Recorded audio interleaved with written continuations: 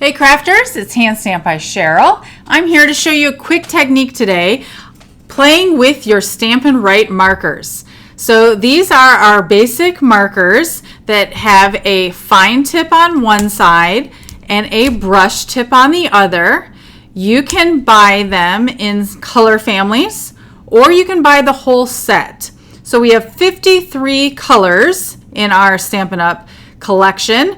However, we don't have pens for white and vanilla, but we do for black. So that's a total of 51 Stampin' Write markers.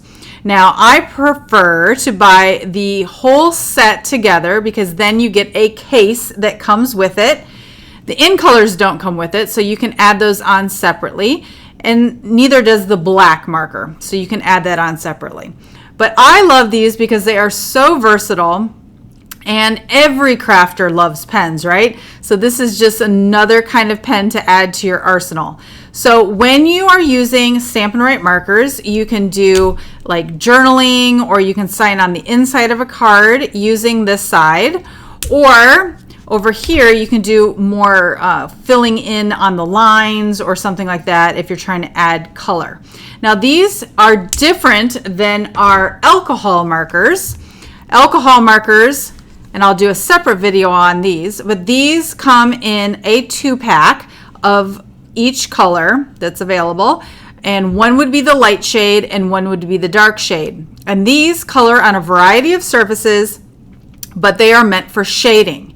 So the technique I'm going to show you today is called huffing, and you cannot use alcohol markers on the huffing technique. So make sure you don't do that. It can actually stain your stamps in some way or form. So instead, you're going to want to use our Stampin' Write markers. Okay, these are water-based dye ink pens. And the one thing you can do with it, let's just take some basic white cardstock, and then we're going to be taking a stamp. This is painted poppies. Let's say you want to stamp this in different colors, right? So I would use the brush tip, and you can put the cap on the other end, and you can just color like this and get all the flowers, the poppy or parade color that you want, right?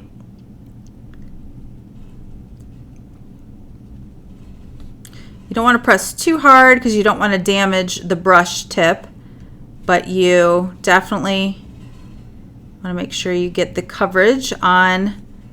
This is a rubber cling stamp that I'm using here. Okay, and so the flowers are going to be red. However, I would like green stems. And so to do that, close this one up, and now we're going to move to Old Olive to do the stems. And by the time you finish all of this coloring, right, the red will have already dried.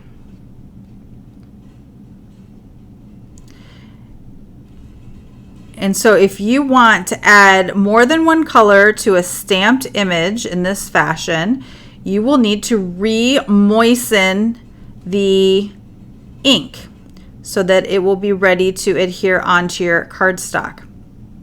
And so to do that, we crafters have a technique called huffing, and it's not doing any form of illegal substances or anything like that. And it does feel a little awkward and weird, especially in post-COVID times, right? But it is definitely a very important technique that we use on a regular basis. So once you have it all colored, it should be dried, and so you'll just want to huff,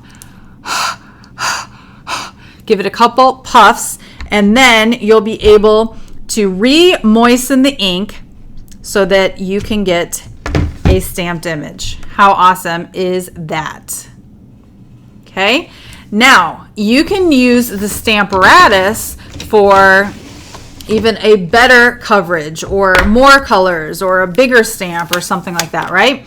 So this time we're going to try using Happiest of Birthdays, and we're going to, let's say this is our white cardstock. You just put it up there where the corners meet, and we're going to have that right there in the middle. Then we're going to use our plate to catch the cling stamp.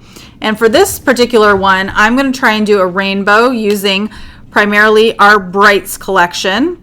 So this is Poppy Parade. And I'm just going to color it quickly, knowing that because I'm using the Stamparatus, if I make a mistake or don't get a perfect stamp image the first time, I can always go back and do it again because the stamp is positioned exactly where I want it.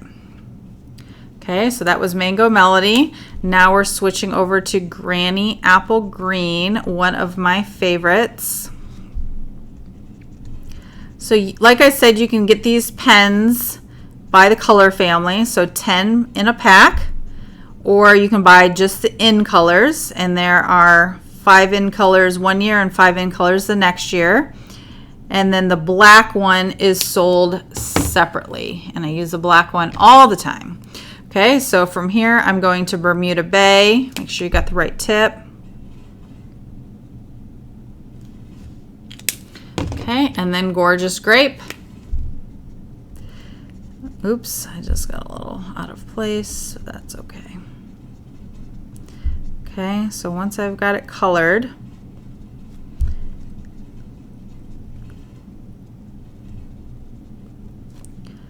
just gonna give it a huff.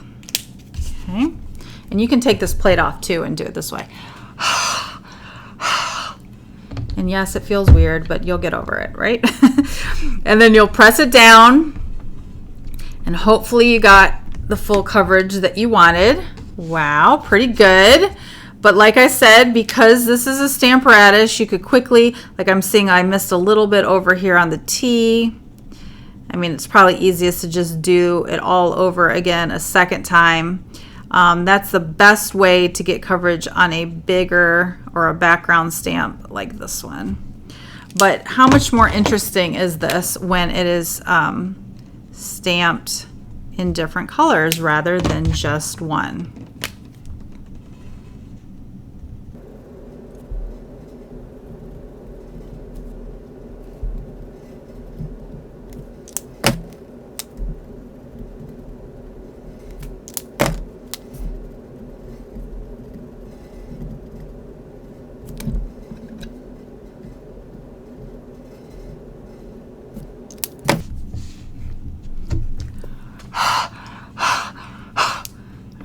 We've huffed and pushed it in the corner, and here is our second attempt at coloring our stamp with various Stampin' Write markers. Love it.